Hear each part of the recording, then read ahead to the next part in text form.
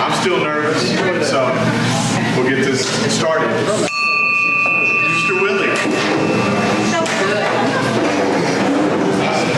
All right, Willie's still selling tickets. Yeah, here we go. We got the prayer is Keith, the pledge is Dion, Roxanne is a four-way, and David Ellis with the song. All right. Please pray with me. Our Heavenly Father, we just come to you this day and give thanks to you for being an awesome, wonderful, beautiful God. Thank you for being creator of heaven and earth. For sparing us, Lord. You sent your Son to be our Savior. Thank you for that, for forgiving us of our sins. We thank you for being able to gather here at the Rotary Club of Greenville. Thank you for each person here. We thank you for what we can do for our community. We just pray that you'll bless our efforts, Lord, and help us to continue on. Be with each person here, bless us and be with us, and thank you for this beautiful day. Lord, it's in the name of Jesus we pray, thank you, and amen. Amen. Please join me in the pledge to the flag of the United States of America. I pledge allegiance to the flag of the United States of America and to the republic for which it stands, one nation under God, indivisible, with liberty and justice for all.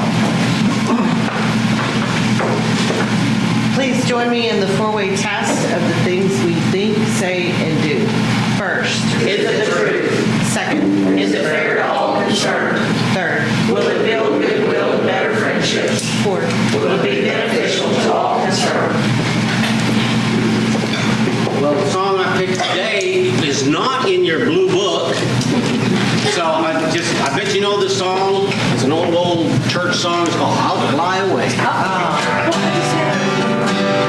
I'm glad for me when this life is over. I'll fly away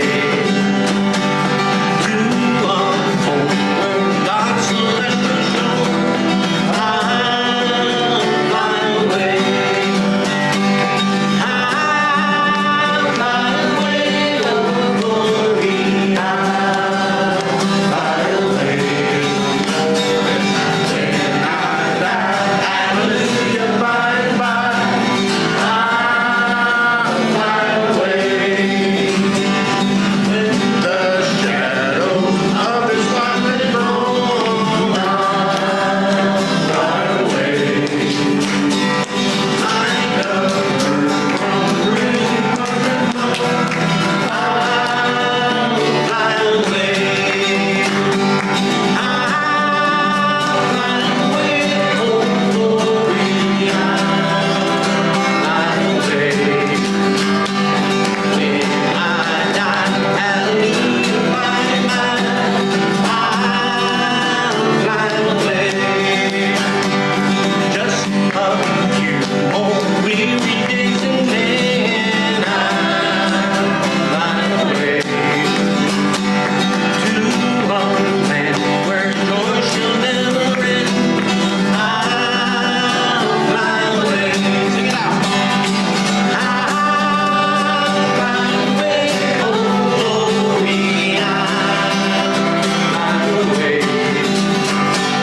When I die, hallelujah, by and by, I'll fly away.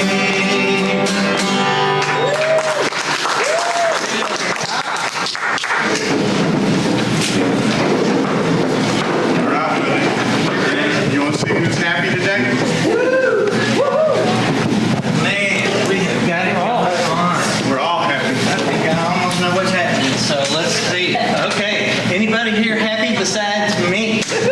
All right, we got a happy young lady over here, Miss Tammy Just Schaefer. happy to be here. Happy to be Happy here. to be in the house. I'm happy you're here. All right, well, there we go. Miss Roxanne is happy. I'm happy to be here too, and for some reason I woke up this morning with Jeremiah 29:11. You know what that is? Oh, I know him. That's a good one. I know him. I know him. Anybody else happy? Okay. Oh, Rich is happy. Oh, Rich is happy. You want to have him? Good. Rich is happy. Hey, here we go. Trina. Trina's happy. So happy you are? I am happy to announce that the Senior Center in prime time will be hosting parking lot bingo starting next Tuesday. And it'll be every Tuesday and Thursday going forward until we can open up the congregation Congregate Center again. Anybody can play, but it's targeted towards the seniors in Hunt County. If you can't come and stay in your car and play, then you can call the connection, ride the bus. We are practicing all our social distancing, safety precautions. And what else? I think that's it. Oh, and they get a free meal. They can have a free drive-through meal on those days. Okay? So if you or a loved one is interested, you can reach out to me. Katie has my cell phone, or you can contact Script, 903-454-1444. There we go. That's a good. I'm gonna come play that bingo. Yeah. Oh, and it's gonna be on the radio. It's gonna be on the radio. I don't know yet. Yes. Adrianna. Anybody else?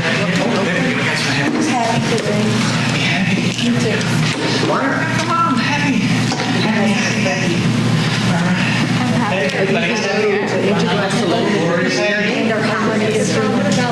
Okay, she's happy.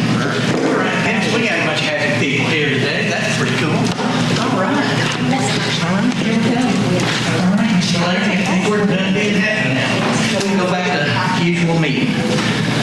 What are we supposed to do? The card game now, right? Okay. We have a fun little opportunity. It's going to be the Deck of Destiny, but we're going to do it a different way. Of course, the way we sold tickets this morning, each of you gets a number without a ticket. However, you don't know what your number is. I'm going to have one of our guest scholarship winners over here. She is going to pick a number from 1 to 31. And then I will tell you who that lucky person is. All right, 1 to 31. Think of a number between 1 and 31. Okay, you got it? All right, I'm going to put the mic over there and you're going to say your number. 25. 25. Oh my goodness. 20. Who's number 25? Oh, wait a minute. Since I got the list, no, you're not. Mr. Jim Sandin is number 25. Okay, hang on one second. We're gonna draw from the cards. Here we go. I'm gonna put this down because I don't need the mic anymore. I'm so loud. There we go. We got cards. I made that up on the fly. I hope y'all like that. How much is in the bag now? I don't know. We're just taking chances now. Well, there's a large card, a large number of cards. The Jack of Spades. Jack of Spades. Oh my goodness, that is almost a winner. Almost. Rip that up. Almost. Okay, we're going to rip that up. Okay. That money goes into the jackpot, which whoever's keeping track of that will be able to tell us how much it is next week. So, all right. I think we're done with that game. And I lost the card box. There we go. Back in gear now. All right, I'm going to give you this for a second. Hey. I see some visitors in here, and there's only 2 on my list, and nobody signed up for it. So if you've got a visitor, will you please stand up and tell us who they are?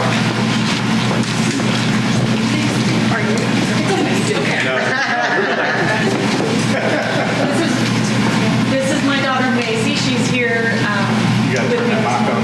Oh, gosh. Turn the bottom of it back up. Hey, can you hear me? Yeah. This is my daughter Macy. This is she's visiting with me today. All right.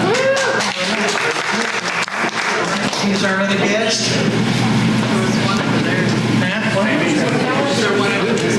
Okay, yeah. We'll do that. Okay, all right.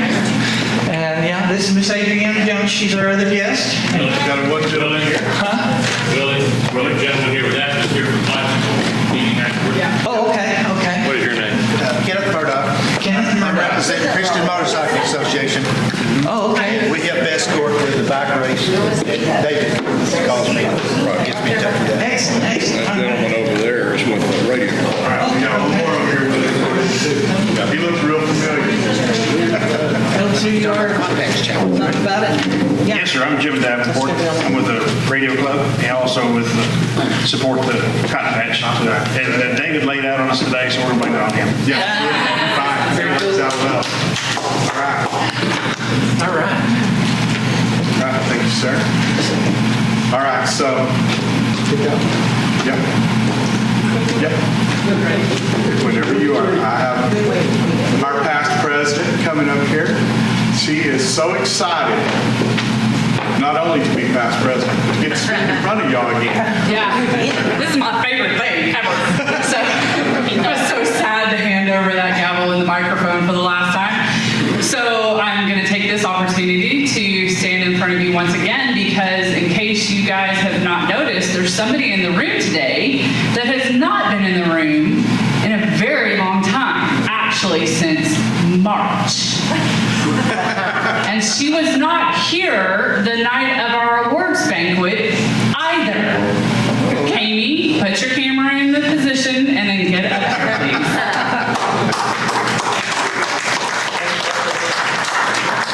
So I'm going to repeat what I said that night because I did. I don't know if you watched it, but did you? Okay. I'm going to repeat what I said that night. That new generations, when I started off my presidency a year ago, I had people in place that were going to take over that chair position and be working diligently on getting our kids supported and getting more kids involved in Interact and scholarship and 4-way test speech. And very quickly I realized that that wasn't going to happen. And thankfully, Kami stepped up and said, not that I want to be chair, but I will help you do all the rest of that stuff. So she took it over. She figured it out. I mean, we literally went from knowing nothing to she figured it all out, stayed in constant communication with the schools and made sure, I think you even kind of badgered some people to get their applications in for scholarships and for a 4-way speech contest. She did all of that, and it was all behind the scenes because I didn't even know it was going on. She was just taking care of it. And because of that, I want to make sure that everybody understands how difficult that position was, and so I have awarded you the Service to New Generations Award. Thank you. COVID hug. She didn't get to leave yet. She's got to, yes, if she gets to introduce and speak about. Let me get mine. I like it.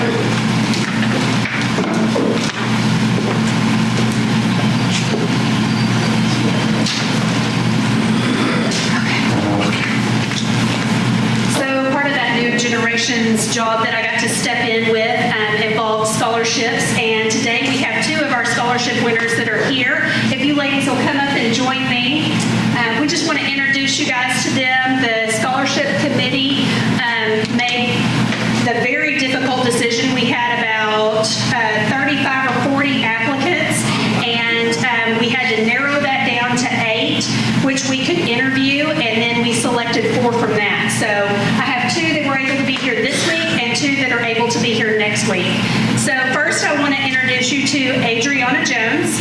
She's a graduate of Quinlan High School, where she was very involved. Some of her favorite things were FFA, Art Club, and National History Day. She will be attending Texas A&M University Commerce to study bilingual education, where she wants to be an educator in the primary field, right? And maybe later go up to high school. So Adrianna is a very hard worker. She's been holding down 2 jobs while balancing her studies. And I just found out that she used to work for Aegis Pint, who did our lunch today, so she got to visit with some of them. And we know that your hard work is going to pay off and you're going to achieve great things, and we're proud of you.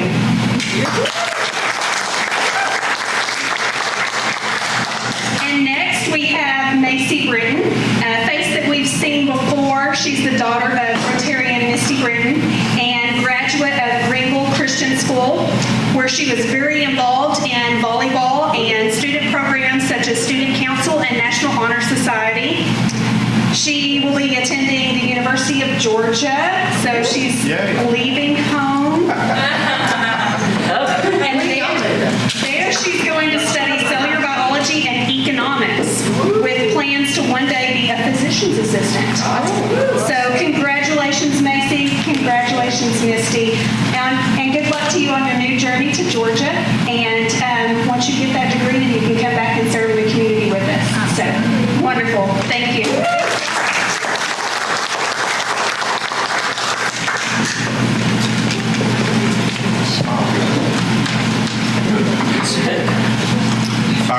everybody, our guest speaker today, you might know him. You might like him a lot. He keeps our hospital going. He's a great person. I would like to present to y'all Mr. Rich Carter. Yeah. Now we just got to make sure your screen works again. Yeah, make sure the screen works. So I've been asked to talk about COVID today. Dr. Sanders is going to help me a little bit here in a second. When we get into some of the yin and the yang of the politics of what's going on in COVID. So we're not here to try and determine where everybody stands on that, but it is interesting dialogue. So we wanted to kind of do that. But first off, I wanted to touch on some data. Let me kind of move over here so I can run this thing. Is it on? Is it on? There? It's on. Yeah, it was while ago. You'll have to search backwards. I'm going to have to search? No, it will search. Well, it will search. Is it searching? Is it on? It just flashed green. Yeah, it's coming to life. Never fast. Yeah. Oh, it was on earlier. Where's the data stick? The what? Excuse me? Where's the... Did you put this in? Okay, that's good. Where is it? Where's it plugged in? There it goes. There you go. Now it's searching. It went to sleep.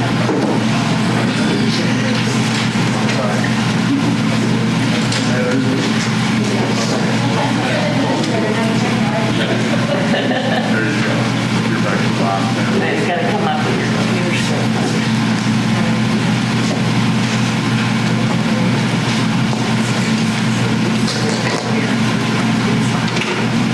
But what I'd like to do is share a little bit with you with some of the data that we look up at on a data basis from the region and the county and then the hospital to give you an idea of what the numbers look like. And if you follow the county site, you know this a little bit already. And then I want to talk about a little bit about what the hospital has done and is doing with respect to our preparation and our response. And then we'll just kind of follow it up like I talked about with Dr. Sandy and I, kind of talking about some of the good, the bad, and the ugly maybe. You can categorize it that way. And we'll answer questions. And feel free to ask questions as we go through, assuming we can get this up. Video to come to life. There in the past, you've had to restart the computer. Get it fine. And that's one of the solutions. One of the tricks. In the meantime, just feel free to swallow the mosquitoes you want to. All right. I'm over here like, right here. Get your exercise that way. Yeah, he needs a body, I think.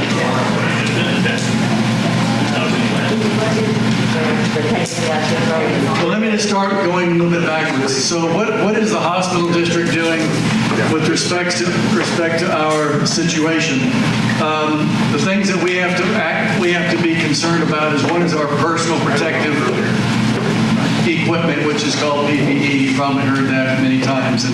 And so we are constantly looking at that. We've done some things, I think I reported back in March or so when we met, some things that we've done that we feel are very beneficial to our organization. We have a UV sterilizing system which sterilizes our masks. So instead of just a one use and throw away a mask, then we are able to reuse our mask over and over again until they wear out. And so that usually is 5 or 6 times, and then they'll wear out. But that has extended our mask utilization tremendous amount over the last 3-4 months. When nobody else could get masks, we had masks. And we're able to protect our patients and our visitors because of that. So we're real blessed from that perspective. We also were very fortunate to receive or to purchase some reusable gowns. So most of our gowns are cloth, paper stuff, like your mask and your one use and throw away. But Ford Motor Company constructed or built some reusable gowns, and as long as you launder them, and we purchased 10 or 11,000 of them or something like that, and you can use them up to 50 times. So when everybody else had no gowns, we had lots of gowns, and we were real pleased with that. God bless that county. God does love the uncanny. Swab. So if any of y'all have had a COVID test, you know it's kind of a healthy swab, and it sticks way up in your brain, they say. I've never endured it. Macy has. So she can tell you about that. And it can, some people say it's very painful, some people say it's no big deal. But anyway, just finding swabs has been really, really, really hard. So they run out, but we've been fortunate. We've gone pretty low a couple times where we only had 100 left in the queue, but we're in pretty good shape now. But everything like that has been a struggle for the past 4 or 5 months. Even like shoe covers. You know, we were like, oh, we're not going to be able to do surgery because we don't have shoe covers. We're going to have to start wearing paper bags in the OR or something, you know. But, you know, like you said, you know, the Lord's provided us everything we need, so we're real blessed from that perspective.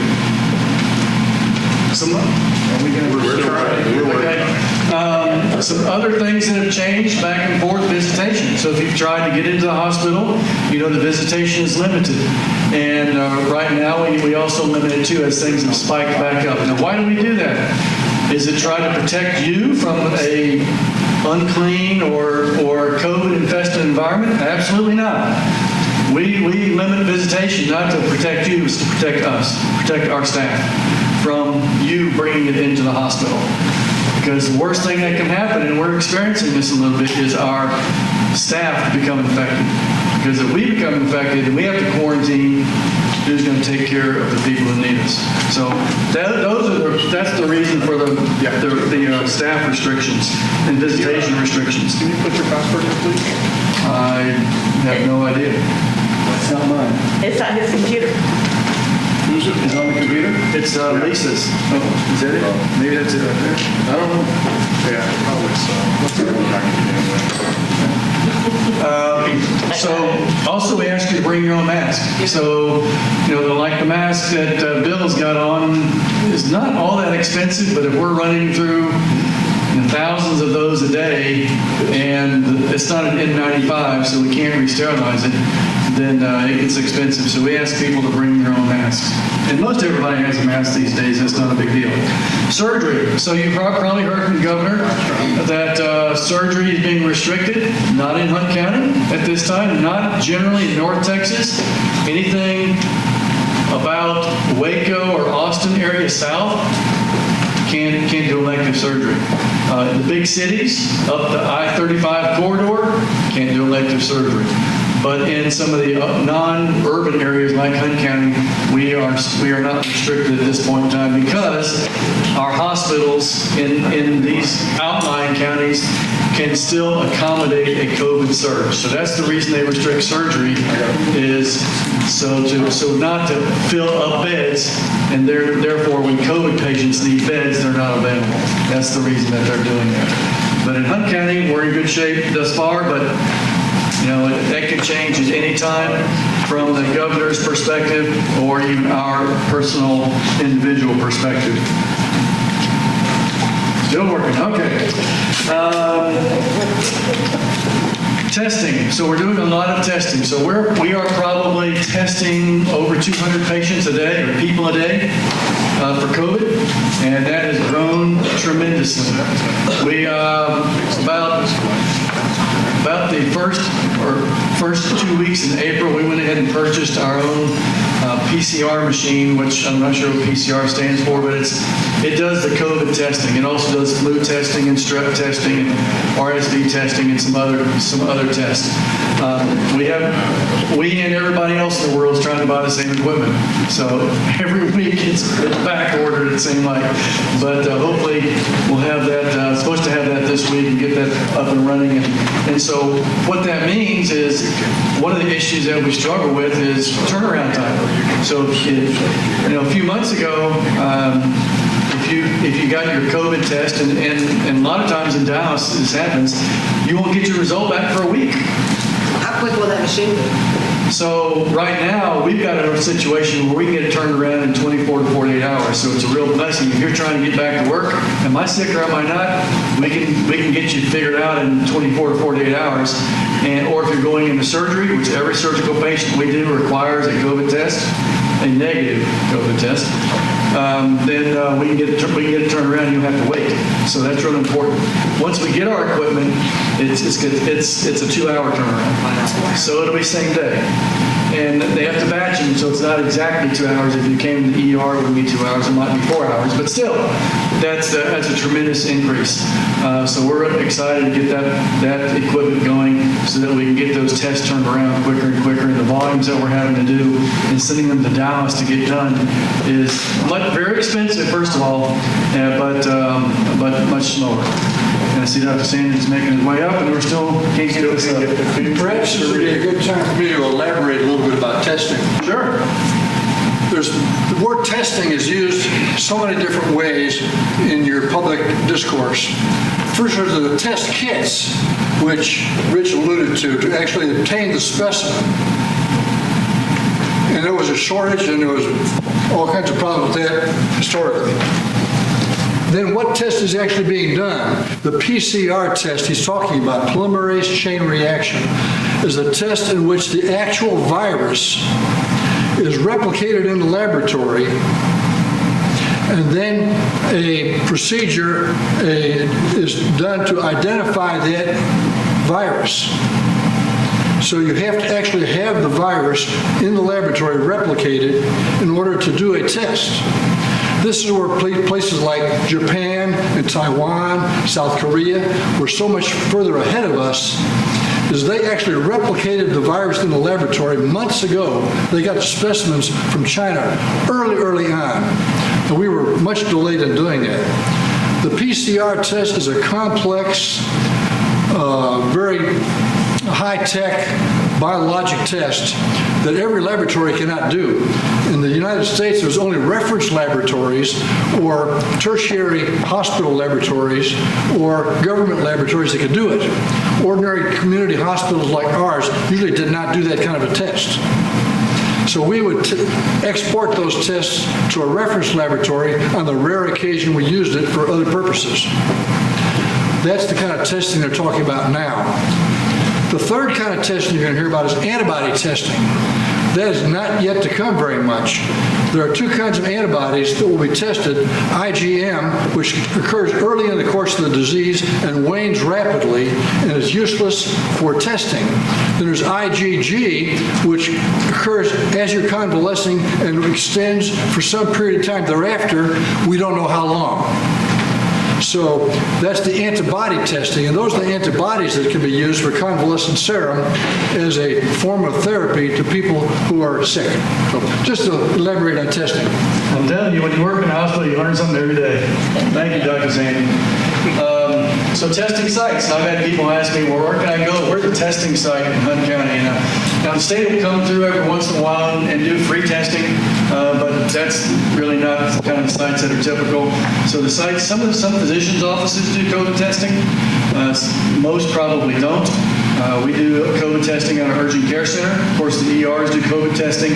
And then we have a lab solutions, kind of outpatient lab facility, or multiple facilities that do COVID testing. So if you need a COVID test, typically the best thing to do is to see your doctor or go to the urgent care and have them diagnosed to see if you have it or a need for it, to see if you're symptomatic or not. And then and then have it taken care of. That way they'll give you an order. If you just are asymptomatic, you don't have any symptoms, but you just want to know, I don't know that there's really a need for that, but if you did, then there is no really place to go other than the urgent care center. And then they can take care of it for you. But so do not really go to the emergency room to get, if you're asymptomatic, and to get a COVID test. You don't want a $1,000 bill to take care of a small test like that. So that's really the wrong place to go, the ER. The urgent care center or your physician's office is the best place to go for that.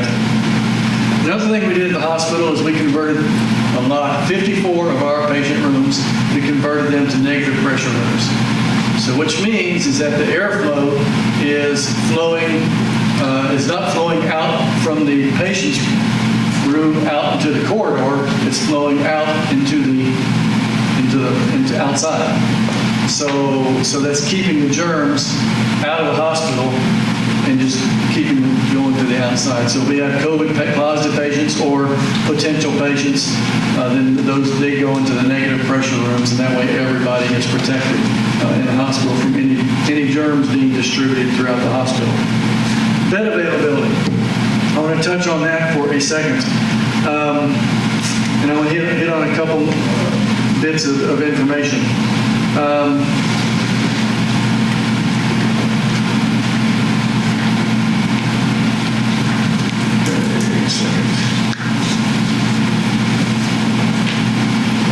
So we're licensed 167 beds. Right now, speaking as of today, we have 15 beds available. So our capacity goes up and down, and our COVID capacity is moderate at this point. It can, but some of those beds are going to be maternity beds. Well, you can't put a COVID patient in a maternity bed or a rehab bed or some other beds. So our bed availability is moderate to limited as we speak. That can change. 2 weeks ago, our census was low. We had lots of beds available. A couple days ago, over the weekend, it was just the opposite. We had virtually no beds available. So it ebbs and wanes quite dramatically with respect to the number of beds that we have available and whether we are going to run over capacity. We have a surge plan, and that is pretty detailed. So it's 3-phased. So in phase 1, we work with our regional hospitals. So we have relationships with Medical City and the other hospitals over in Dallas, to where we can actually take their patients if we have beds available and they don't. And right now in Dallas, it is really, really bad. And or opposite-wise, we can send our patients to them. So we have that. That's our first phase 1 should we become overwhelmed. The next one is we have some in our PACU, our post-anesthesia care unit. Some of those beds are ICU capacity or categorized capable ICU capable beds in the PACU. So we can actually put inpatients in PACU if we choose to, which means we have to shut down surgery. Okay. And then we have some medical capable beds in the day surgery area. So we could actually open up a second or another medical floor in the day surgery area if push came to shove, if we were in a situation where we're overwhelmed. The phase 3 is, well, also in phase 2, we could, if staff become a problem, we're going to pull patients or staff out of the surgery, shut down surgery, pull the nurses out of surgery, use them on the floor. Or if it gets even worse than that, we'll have to close down our emergency centers in Commerce and Quinlan and pull that staff into the hospital for floor work if we had to, if we were overwhelmed with COVID. So we have contingency plans to deal with a surge or a situation where we're overwhelmed. And also we have a tent, a couple of tents that are air conditioned. We could put beds in there, and kind of like in the old Army days where you had them lined up next to each other in the MASH unit, which Dr. Sandin actually was a MASH unit guy back in Vietnam. So we can do that with some tents as well. So we have capacity if push comes to shove, dealing with an overwhelming situation with COVID patients. Currently, you might ask, well, how many patients do you have currently? Currently, as of today, we have 15 COVID patients in the hospital. 10 are confirmed positive, and 5 are awaiting test results. So, and that's been fairly consistent over the past few months. We'll ebb and wane between 10 to 15 patients are COVID on any given day. And like I said, that's not put us into a surge or a overwhelmed situation yet. But I will tell you that the Dallas speculators, the Dallas people who look at all the graphs and look at all the data and analyze all the data, they are expecting their COVID inpatient capacity to double this month, in the next 2 weeks. So that's what they are predicting, is that their COVID inpatient capacity will double in the next 2 weeks. So if that happens with us as well, then and we double from 15 to 30, and right now, as of today, we have 15 beds, then we are maxed out. Now, summertime, fortunately, is usually a low census time. So the census could fall and everything's fine. But if the census remains high, which it is right now for non-COVID patients, then it can be an issue. It can be a struggle. And the same thing with ICU as well. As of yesterday, you might ask, well, how many tests have we done? So at the hospital, we still don't have one. All right, well, still at the hospital, we have collected 7,450 tests. 6,520 were negative. So I don't know if you can do math in your head that quickly, but I think that's like 86 or 87% are negative. So,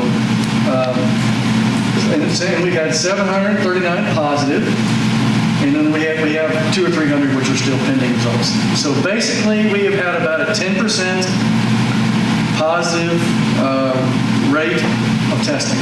So 1 out of 10 patients who comes and gets a test has turned up positive. You know, to me, that's a pretty favorable fact. That's good. Most people, and Dr. Sandin, I can correct me if I don't remember this exactly accurate, but they will speculate that for every positive patient that you find, or the county finds, there are about 3 to 4 or so patients who are positive but have not been tested, give or take. So the amount of patients they claim that are out in the community who are really positive are 3 or 4 times what you found, because they are either asymptomatic, and we have, since we've been testing every surgical patient, we've found multiple asymptomatic patients when we do the mandatory testing, do the surgery. So they're out there, and they claim 3 or 4 times the positive rate or the number of people in the community. I don't know that I have any data to support that other than what the speculators say. So if you say if you're asymptomatic, you can go get a test, though? If you feel perfectly fine, you're asymptomatic, right? You can go pay for it and get a test. You can go to the urgent care center and say, I want a test. Like if somebody tests positive, we all have to be tested. Yep. At work. Yeah. You have to make your own decisions, but you should have a policy that if you're infected and you had lunch with this table today, they probably need to go get a test, or they should go into quarantine until they get a test. And then if they're negative, then they can live their life normal. If they're positive, then they have to isolate. I'll tell you, the positives actually get sick. Get sick, like have to come to the hospital. I can't remember, is it 1%? Can I just elaborate on that? Sure. But that's some of this data up here I was going to show you. Take a triangle of 100 patients. Something like 80 of them are going to either be no symptoms or mildly symptomatic at home. Another 15 of them are going to be sicker, and perhaps 5 of them are going to be hospitalized. And of the 5 who are hospitalized, one is going to be in the ICU, and of those in the ICU, unfortunately, the mortality now in the ICU started at 75%. Because as we've learned more about ventilator management and some of the ancillary treatments you've been hearing about, the mortality rate currently is in a 20 to 25% rate if you're on a ventilator and in the hospital, in the ICU. So very serious. The biggest threat we have in our community and in our hospital is if our employees have to go to quarantine. That is the single biggest threat that we have. We've taken care of PPE, we've got adequate bed availability unless things just shoot through the roof. But if our employees get sick, and most most of, and we've had about 20, we have 28 employees currently, right today. We have 28 employees who are in quarantine right now. Of those 28, I've got that here somewhere.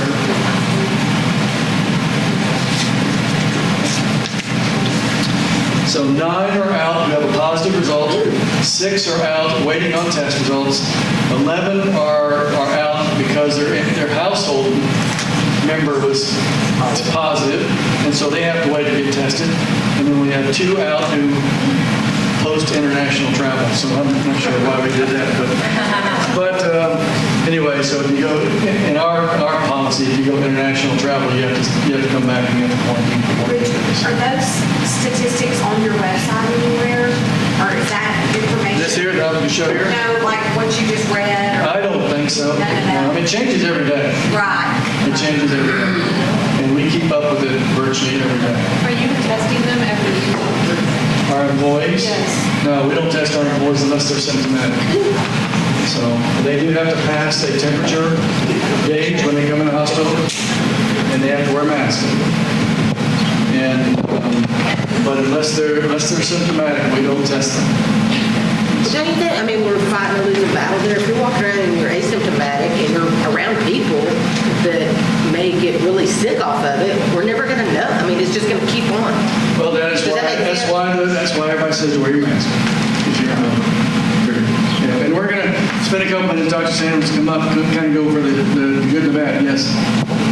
One of the questions I've got is if Katie told me today that she just tested positive and I run out and get a test, I thought that COVID might not appear for up to 14 days. So should I keep testing? Well, if she was sick, if we found out tomorrow that she tested positive, then you need to wait 3 to 5 days and then get tested. The bulk of those who are going to get infected will do so in the 4 to 5 day range after exposure. The 14 days is a real extremity. So there's a lot of, yes, Keith. I looked this up, tried to look at the definition of this, and I wasn't happy with the answer, but definition of a pandemic, definition of an epidemic, and then what levels do we have to get to where we're not in either one of those? What justifies a pandemic? What makes an epidemic a pandemic? And when does it over? I don't know that I have the answer to that. My understanding is a pandemic is a worldwide thing. An epidemic might be just an epidemic in Texas. That's my perception. Yeah, the definition showed no levels or anything, it just said widespread. Widespread. But I'm like, well, how do you know when you're out of it? I think when you start seeing the numbers come down. Yeah, and we got a chance to look at this, you can see the numbers are still up. They're still going up. They are maybe starting to flatten out, but I wouldn't testify to that. But they're certainly not coming down yet. We're all wearing our masks, as governor mandated. It's like 14 to 21 days, and numbers will start going down. How many people in here are wearing their masks? Yeah, I was gonna but say, there's a lot of here's people in too many Texas people who do what don't. they're told. Yes. I want to know of the patients, typically, are they on ventilators? Do you have enough ventilators? Do y'all administer that hydroxychloroquine, whatever, for everybody, or what? We have plenty of ventilators right now. Very few of our patients have been on ventilators, only a handful. We have had 8 deaths in the county, and just to look at, I don't know if I got the county data with me, I had it on it up here. Right here. Okay, so we've had, how many deaths? We've had 8 deaths in the county. Can't remember. Two of those took place from people from Hunt County were expired in the Dallas hospital, 6 in our hospital. We've had about 800 positive tests in Hunt County.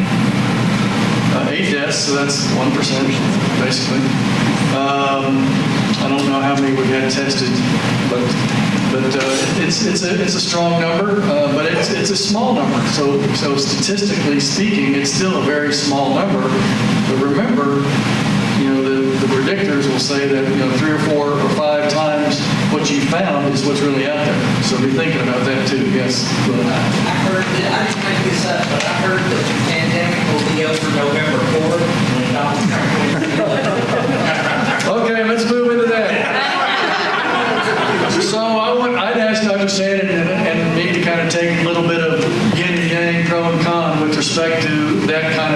So there's one thought that, that you should shelter in place and that, the government is here to protect you and medical science has all the answers and just do as you're told and everything will be fine. And then there's the other side of the coin where, we've got to watch out for the economy. We've got to be careful not to destroy our country, individual rights, trump other things, and the government really is just trying to oppress you, and trying to make you do things you don't really want to do or don't need to do. So you hear those different opinions, and I'm sure the real answer is in the middle there somewhere. But Dr. Sandin, kind of from a medical perspective, Dr. Sandin, what would you say? How do you respond to that? I'll show you this graph. You can see the bottom red line is relatively flat. That's deaths and hospitalizations. The other lines that are accelerating rapidly in an upswing, those are new cases, cumulative. So what's reassuring about this is that while we're having a large number of new cases, the number who are being hospitalized or vented or dying is staying relatively flat. The downside of that is that death is a lagging indicator.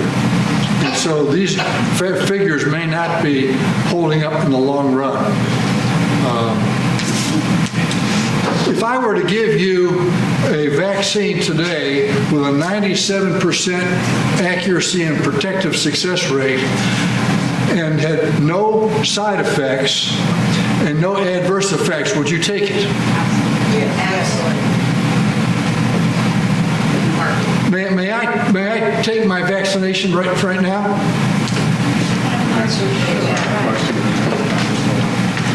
Here's my vaccination. The data now is 97% protection. And it need not be an N95 mask. It can be an ordinary cloth mask. You're protecting other people, you're protecting yourself. So supposing we were to do this all over again, hindsight, would we have locked down the economy, cold and total? What would we have done in hindsight? We're all smart people here. What would we have done in hindsight, knowing what we know now? Who would we quarantine? Yeah. Who would we quarantine? People with underlying issues. How about the nursing homes? How about the elderly who are sick? How about even the younger people who have 4 or 5 major diseases? How about people undergoing chemotherapy? But Dr. Sandin, don't we have rights to make our own choices? Those are voluntary. But those are people we would strongly ask them to do it. I don't think the state of New York would have had Typhoid Mary, which happened, in 1910, 1920. You know the Typhoid Mary story, don't you? You don't know the Typhoid Mary story? No. She had typhoid fever and infected large numbers of people in New York. And she was incarcerated for the rest of her life. She died 15, 20 years later, incarcerated. No rights, no privileges, just locked up.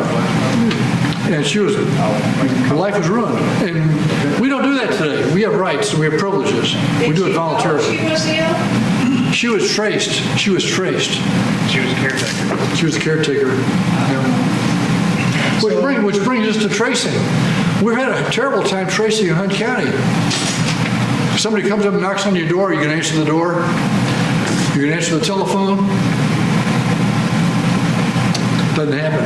It's hard to get tracing. I know that they're about to shut down this meeting, so I want to make sure. Yes, we are at 1 o'clock. Since we're going to go ahead and throw those conspiracy and all that kind of stuff, Willie started it, so it's his fault. And I am in no way, shape, or form saying that this is happening in Hunt County or at your hospital. I'm just asking as a general question. One of the things that I have heard is that anybody who dies by any means, if they are COVID positive when they die through gunshot wound, through car accident, that it's listed, cancer. I know with my mother who died on April 30th in the middle of all of this, they were, doing a big, huge thing about, is she COVID positive? For God's sake, she had stage 4 cancer. Who cares? So I don't really answer to that, but Can I address that? yes. There's undercounting and overcounting in the COVID-19, that's what you're getting at. There's undercounting when people die at home or without a diagnosis being established. There's overcounting when people are attributed, their death is attributed to COVID-19 when they had some other issue that was obviously in play. How will we sort this out without being political? What you're looking to look for is all-cause mortality. You'll know that a year from now. All-cause mortality in 2020 by the month per 100,000 population, whatever state or nation, all-cause mortality. So you wipe that all out, you see, and then you can see what additional mortality, what enhanced mortality did you experience in 2020 compared to 2019 and 18 per 100,000 people.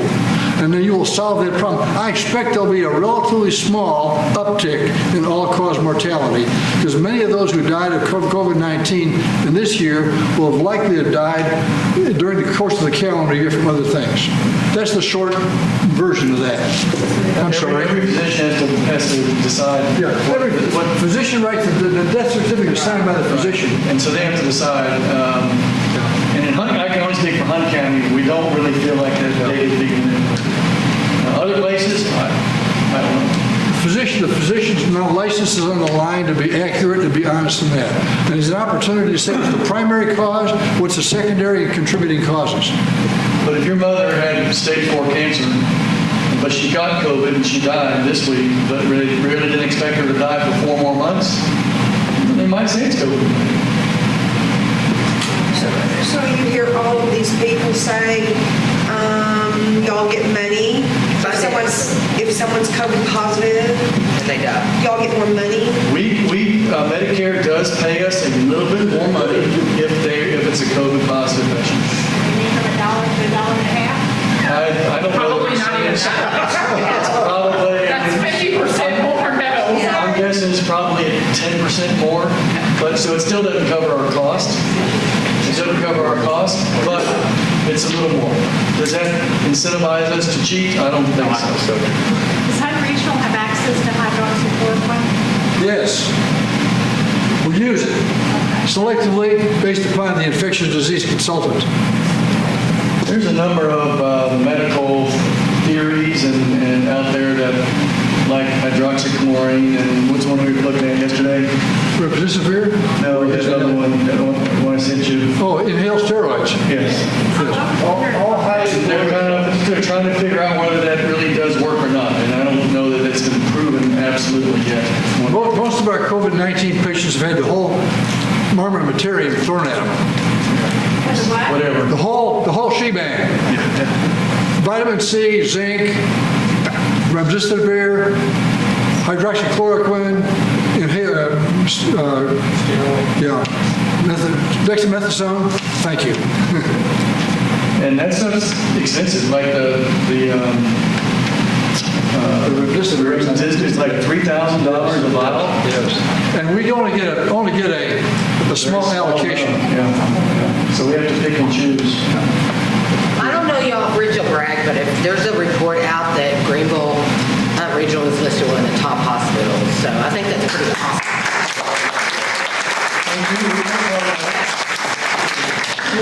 Any other questions about the science or about, if Willie's on the right track? Yes, sir. Big news in radio earlier this month is that Florida State, they have around 300 testing facilities for nearly 1%. That's like a big thing right now. And the situation is that Texas, 40% some of the units. The reality is there's 10% that times less than that. The death rate is under 1% as opposed to what they're saying it is. We know what. I don't know about all that kind of stuff. And I think I can speak for Hunt County and our county collects our data, and I feel like it's pretty accurate. And I don't think anybody is over or under reporting, but I know there's a lot of disease out there we don't know about. Okay, so I don't know if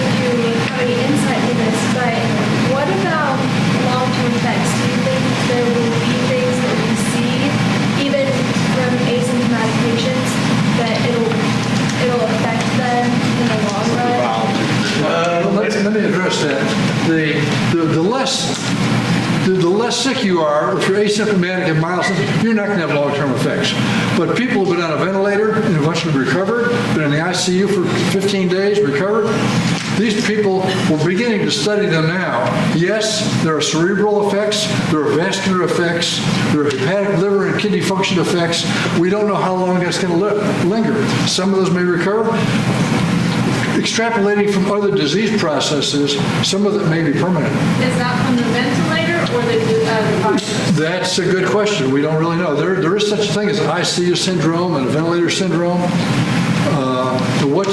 How you would parse that out remains to be seen. I'm sure down the road they'll come up with a lot of things that'll be interesting that we don't know anything about now. Keith? If we have enough data, have there been any relapses? Has anybody gotten it twice? Are you more immune to it if you've gotten it once? Not that I know of. I don't know if that's saying. Anecdotal cases which are still being investigated. We really don't know. Yeah, sure. We really don't know. But we have patients who tested positive and then tested negative, or tested negative and then positive, and like back to back. So I think there's just a lot of still unknown, and the test is not an easy test. You know, if they stick the swab up your nasal cavity and you jerk your head up and they don't get it all the way up there, then you might get a negative result when you really should have been positive. So brand new viruses has ever been around before? No. Since 1947. It's a novel virus. In cows. I don't know. I'm into virus. You know, flu's a virus. We've all had virus. We've had stomach viruses. How many times have you had stomach virus? What do viruses do? They move from host to host. That's what they do. And so it's going to move from host to host as long as we allow it to, until everybody's running its course. And so that's why they're trying to get the mask on to stop that course from running. And from my perspective, you know, the mask may or may not be the solution, but better safe than sorry. Thank you. Thank you. I'm cutting you off. Not a good thing. It's a great topic. Great topic. All right, before everybody leaves, Saturday, there is a virtual awards assembly, 5:30. This building is booked. I looked at another venue that won't let me use Wi-Fi, which is very difficult. I will open my office up. Anybody wants to come, I'll have some snacks we can watch in our office. I will sterilize it beforehand, and I'll sterilize it after. So you're more than welcome to come to Century 21 First Group to watch our virtual awards assembly. Saturday, the 18th, 5:30. Sir. Rumor has it that we're going to get more than one award. All right, if y'all didn't hear that, rumor has it the Greenville Rotary Club's going to get more than one award. So it'd be great to have everybody excited about that. I'm sorry, Rich, we couldn't get the video to play. It's all right. I will post his slideshow in a little bit. I'll put it into a movie and put it on Facebook. This ends Rotary for today. Thank y'all.